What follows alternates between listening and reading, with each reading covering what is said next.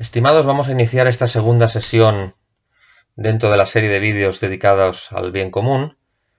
He titulado esta breve sesión de la siguiente manera: el bien común, su negación por parte de la filosofía moderna. Me parece interesante dedicar un breve capítulo a este tema, una vez ya acotamos en el anterior vídeo lo que se entendía y lo que no se entendía por bien común. Es importante ahora darnos cuenta y profundizar un poco sobre el por qué y sobre qué fundamentos la modernidad niega la idea clásica de bien común. Y creo que esta distinción nos será muy útil a la hora de discernir y discriminar algunas teorías políticas que se presentan con barniz tradicional o pseudo tradicional, pero que en el fondo son de raigambre y de progenie claramente moderna. Y creo que la definición y la contextualización que hacen estas teorías del bien común, si la contraponemos con la concepción clásica del mismo, pueden ser una herramienta muy útil para ayudarnos a discernir y a juzgar estos movimientos que se nos venden como tradicionales y que en algunos casos pues son absolutamente modernos.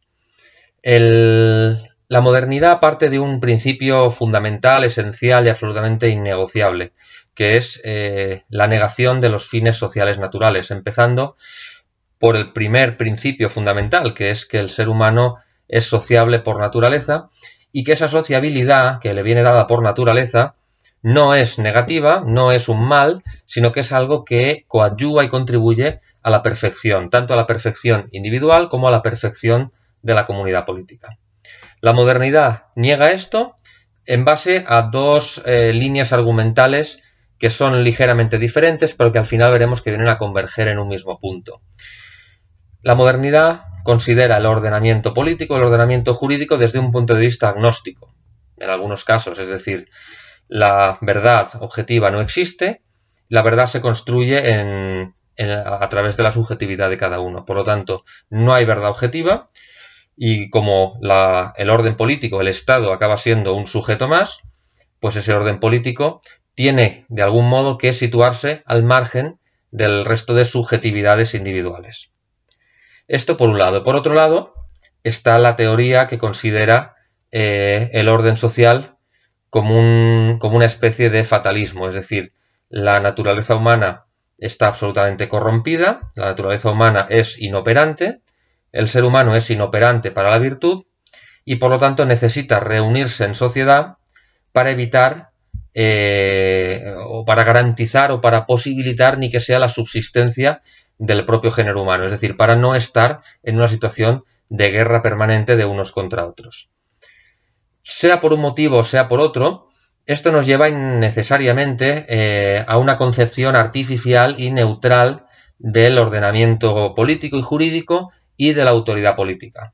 De manera que esa artificialidad, esa virtualidad, esa neutralidad, que a la postre veremos que no son así, la autoridad política nunca es neutral, porque quiera o no, la política está vinculada a la moral y la neutralidad moral no existe, aunque pretendidamente se quiera hacer ver que el Estado es neutral en determinados temas, siempre hay una ideología detrás. Incluso la propia neutralidad como ideología, pues es propiamente dicha una ideología. ¿Qué ocurre? Esa artificialidad y esa neutralidad, que parten de la negación de la sociabilidad natural del hombre, tienen como consecuencia la negación del bien común, es decir, la negación de que a través de su ordenación en sociedad el ser humano pueda perfeccionarse y pueda perfeccionar también cada uno de ellos, cada uno de los miembros de la comunidad, pues pueda perfeccionar esa propia comunidad.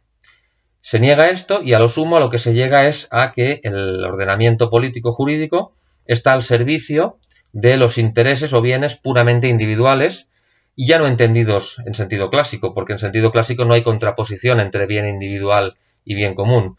Cuando aparece la contraposición entre bien individual y bien común es porque el propio bien individual ya se ha desligado de su naturaleza. Como digo, el ordenamiento político acaba siendo un organismo, un artificio, un engendro que lo que pretende es dar satisfacción al mayor número de intereses individuales concebidos de manera atomizada, concebidos de manera individual. ¿Qué ocurre? Que al final en el momento en que se multiplican toda esa serie de pretensiones, se multiplican toda esa serie de supuestos derechos, toda esa serie de bienes privados que cada vez están más atomizados, al final llega un momento que eso sobrepasa al orden político. El orden político no es capaz de dar satisfacción al mismo tiempo a intereses que son absolutamente contrapuestos. Por lo tanto, llega un momento en que esa supuesta neutralidad, que ya de por sí no lo era, pero se acaba viendo, si cabe, con más claridad, que esa neutralidad desaparece. Porque al final, lo que acababa siendo un orden político artificial y pretendidamente neutral, acaba siendo un orden estatal. Y es cuando aparece el totalitarismo. Porque al final, el Estado no puede satisfacer la infinidad de deseos, la infinidad de pretensiones subjetivas, individuales, caprichosas, egocéntricas de cada individuo, y por tanto tiene que marcar unas líneas a partir de las cuales no es posible que el Estado atienda determinadas apetencias o determinadas reivindicaciones. Lógicamente, y curiosamente o no, al final esa delimitación siempre acaba dejando fuera el bien y acaba dejando dentro de su ámbito de actuación las pretensiones o los deseos perversos o moralmente desaprobables. ¿Por qué? Pues porque al final siempre el mal es más atractivo y cuando se trata de limitar o censurar o poner límites a las pretensiones que pueden ser atendidas y a las pretensiones que no pueden ser atendidas, siempre acaba quedando en último lugar aquellas pretensiones que puedan tener una mayor cercanía con la concepción clásica del bien. Porque al final el capricho de la muchedumbre y el capricho de las masas acaba primando sobre las tendencias virtuosas de una determinada parte de la población que al final se acaba viendo marginada. Esto no lo digo yo, esto no hay más que referirse a la realidad de cada día en los ordenamientos modernos para darse cuenta. Se empieza pidiendo tolerancia religiosa y se acaba solamente tolerando al que no es religioso.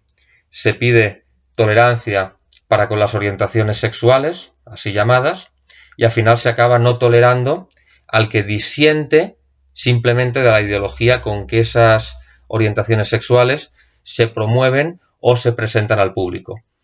Se empieza por pedir libertad de expresión y se acaba por censurar la libertad de expresión de todas aquellas personas que pretenden expresar la verdad. Se empieza pidiendo libertad para el error y se acaba negando la libertad para la verdad. Es decir, es una transposición total y absoluta de la moral, ya no solo para neutralizar los comportamientos o las filosofías morales que están en consonancia con la naturaleza, ya no solo es equiparar lo bueno con lo malo, sino directamente que lo bueno desaparece y queda fagocitado por ese orden estatal. Muchas veces se habla de contrapesos, se considera que los contrapesos a este poder de tendencia totalitaria son la solución o son un aporte significativo para limitar estos excesos por parte de la autoridad política. Yo sinceramente pienso que no. Yo pienso que sinceramente lo que limita a la autoridad política es que la autoridad política gobierne rectamente y se gobierne conforme a la naturaleza y se busque el bien común, que es la virtud individual y la virtud comunitaria. Este es el mayor contrapeso. El mayor contrapeso es la fe. El mayor contrapeso es el temor de Dios. El mayor contrapeso es la unidad religiosa. Porque en ese momento, cuando un gobernante se desvía de esa rectitud moral y de esa rectitud en el ejercicio de sus potestades, pues efectivamente encuentra un contrapeso, pero lo encuentra en la propia sociedad. No lo encuentra en un ente artificial, como puede ser la separación de poderes. La separación de poderes no es un contrapeso de nada, porque al final queda de manifiesto que los poderes pueden compincharse entre sí, porque además vienen todos de una misma fuente, que es una fuente de tipo soberanista y voluntarista, porque se basa en los principios de la democracia moderna. Con lo cual, y ya para recapitular, tenemos que tener claro que la filosofía moderna niega el bien común porque lo que le interesa es exaltar los bienes individuales. Y le interesa exaltar los bienes individuales porque en ello encuentra una justificación para ejercer sus tendencias y sus ademanes totalitarios. Un ordenamiento jurídico y político dirigido y enfocado al bien común y a la perfección individual y comunitaria siempre tendrá esos contrapesos. Y aunque pueden haber en momentos determinados excesos o ejercicios inadecuados de la potestad, se encontrará en la sociedad y se encontrará precisamente en la virtud y en la rectitud moral de los propios súbditos el principal contrapeso. En definitiva, la lucha contra el Estado totalitario depende en muy gran medida de la rectitud con la que la comunidad política viva. Pero al mismo tiempo, la rectitud con la que la comunidad política viva depende en gran medida de cómo sean las leyes que esa autoridad política promulga. Puede parecer que entramos en un razonamiento circular, pero es un tema que iremos tratando sucesivamente. Creo que lo que es importante ahora retener es que la filosofía moderna lo que nos propone es un sistema político y un ordenamiento jurídico y político al margen de la naturaleza y por tanto al margen del bien individual y al margen del bien común. Confunde los bienes aparentes con los bienes objetivos y de esa manera sustenta todo un sistema que al final lo único que pretende es asistir o dar consentimiento o dar complacencia a todos aquellos deseos individuales que no tienen ninguna relación con el bien objetivo, con la virtud y con la verdad. Muchas gracias.